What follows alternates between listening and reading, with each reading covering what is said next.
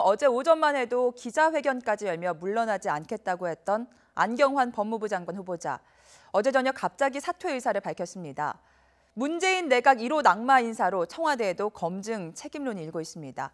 정치부 조태현 기자와 그 파장을 살펴보겠습니다. 안녕하세요. 네, 안녕하세요. 네, 안경환 후보자와 조국 수석 이렇게 양날개로 검찰 개혁을 구성하던 청와대도 굉장히 당혹스러울 것 같습니다. 현재 분위기가 어떻습니까? 네, 이제 어젯밤에 청와대 출입 기자들한테 공식적인 입장이 나왔습니다. 윤영찬 국민소통 수석의 입장이었는데요. 안타깝게 생각하지만 본인의 의사를 존중한다 이렇게 밝혔고요. 이 안경환 법무부 장관 후보자를 내정을 했을 때 내세웠던 게 법무부의 탈검찰화 그리고 검찰 개혁이었어요. 그렇죠. 그 법무부를 말 그대로 행정부처의 하나로 만들겠다 이런 의지를 강하게 밝혀왔는데 따라서 그렇지만 법무부의 탈검찰화 그리고 검찰 개혁은 차질 없이 진행하겠다 이렇게 강조를 했습니다. 인사 논란 그러니까 처음에 많은 후보자들이 임명이 되고 나서 지명이 되고 나서 그 다음에 여러 가지 의혹 같은 것들이 터져 나왔지만 상당히 높은 지지율을 유지를 했었거든요. 어제 한국갤럽의 여론조사 결과가 있는데 그래픽을 좀 만들어 왔는데요. 네. 보시면은 문재인 대통령의 지지율이 이렇게 인사 정국이 본격화된 다음에도 80% 이상 굉장히 높은 지지율을 이어갔어요. 심지어 이런 문제가 본격화되고 나서도 소폭이지만 지지율이 또 올랐거든요. 더불어민주당도 상당히 높은 지지율을 유지를 했고요. 이렇게 높은 지지율을 바탕으로 전국을 정면 돌파하겠다는 시도를 계속 보여왔습니다. 안경환 후보자가 어제 오전에 기자회견을 하면서 이렇게 과거에 잘못이 있었고 반성을 한다고 밝히면서도 물러나지 않겠다 이런 뜻을 밝혔던 것도 역시 이런 높은 지지율을 기반으로 한 것이 아닌가 이렇게 볼 수 있겠는데요. 하지만 이렇게 회견 뒤에도 여론은 별로 개선이 되지 않았고 굉장히 좀 악화가 되니까 결국엔 이런 여론에 대한 부담 때문에 사퇴를 선택한 것이 아닌가 이렇게 볼 수 있겠습니다. 네, 여론의 영향을 받았다라고 말씀을 주셨는데 그동안 이 안경환 후보자의 사퇴 혹은 지명 철회를 요구했던 야당은 어떤 입장을 내놓고 있습니까? 일단은 야3당이 거의 비슷한 반응을 내놨습니다. 만시지탄이다. 이미 늦었다. 하지만 당연한 결정이다. 이것이 야3당의 공통된 입장이고요. 먼저 당별로 좀 살펴보면은 자유한국당이 그동안 가장 강하게 반대를 해왔습니다. 심각한 죄를 짓고도 그동안 태연하게 버텼다 이런 식으로 비판을 했고요. 그리고 국민의당은 문재인 정권의 순환과 또 본인의 마지막 명예를 위해서 당연한 선택이었다 이렇게 설명했습니다. 바른정당 역시 나머지 국무위원 후보자들 이제는 세심하게 좀 검증을 해야 되지 않겠냐 이렇게 지적을 했고요. 그러면서 이제 야3당이 추가로 요구를 한 것이 계속 문제가 됐던 강경화 외교부 장관 후보자 또 각종 의혹이 계속 나오고 있죠 지금. 김상곤 사회부총리 겸 교육부 장관 후보자 또 조대엽 고용노동부 장관 후보자 이 3명에 대한 사퇴도 함께 요구를 했습니다. 네, 다른 후보자들에 대해서는 잠시 뒤 살펴보도록 하고요.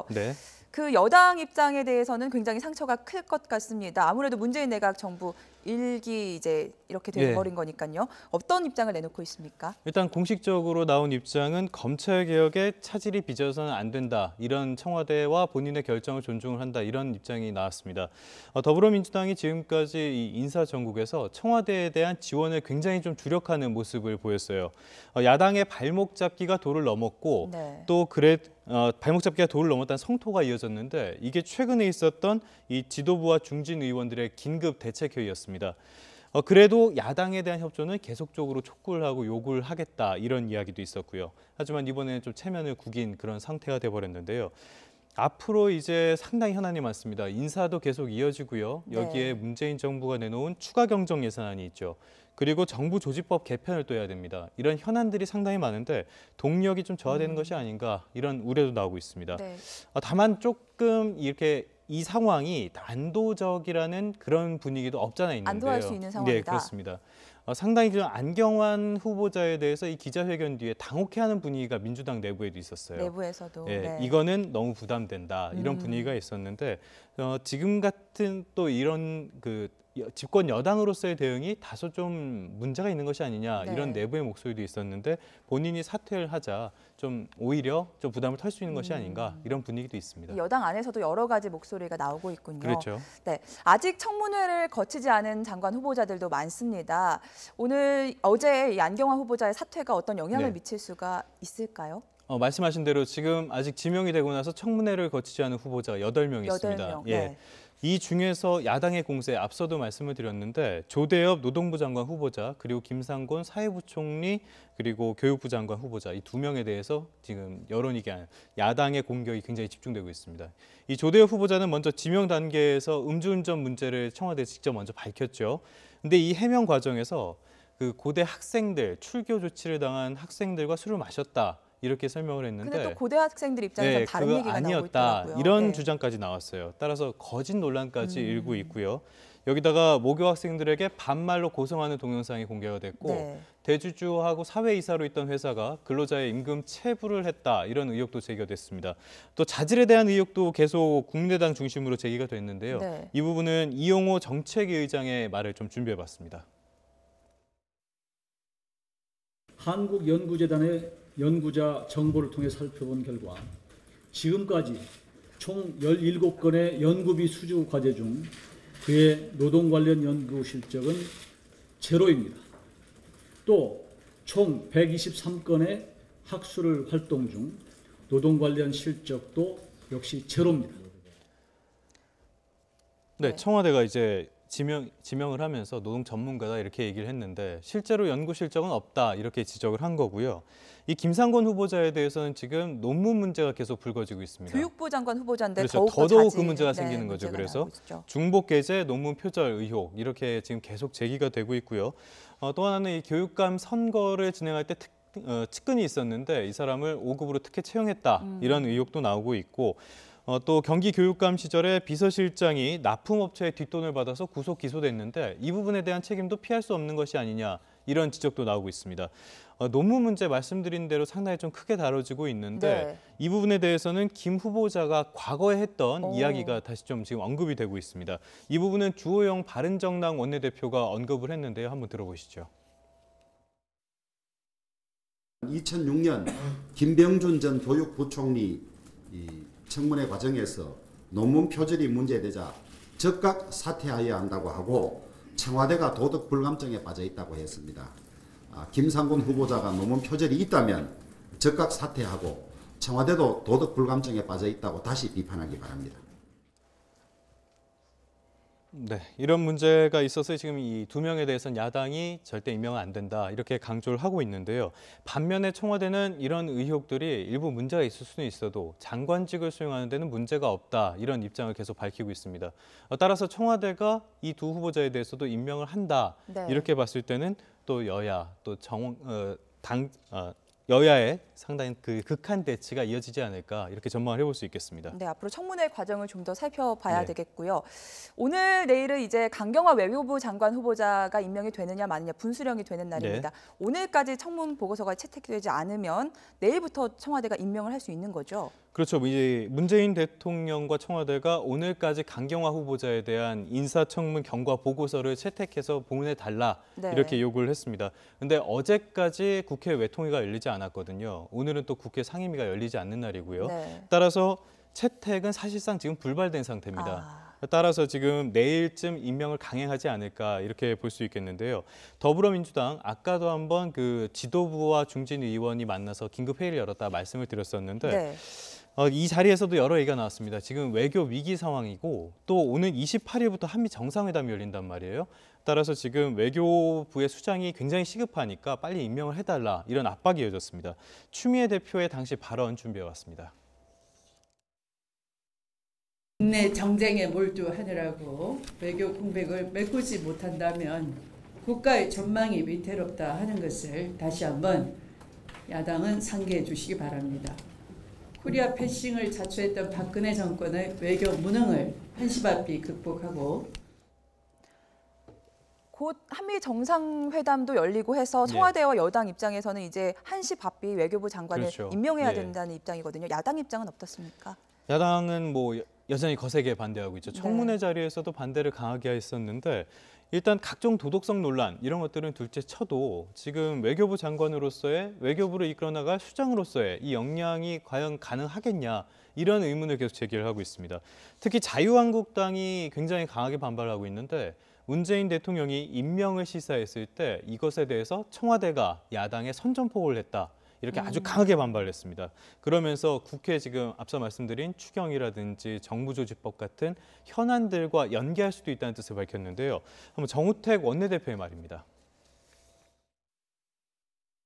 본회의 표결이 필요한 김희수 후보자 처리 문제와 추경 그리고 정부조직법 등 각종 국회 현안에 대해서도 심각한 문제가 발생할 수밖에 없을 것입니다. 다른 야당 그러니까 국민의당, 바른정당도 협치는 뭐 이제 끝난 것이 아니냐 이렇게 강하게 반발을 하고 있습니다. 다만 이 호남이 지지 기반이죠. 국민의당 속내는 약간 복잡한데요.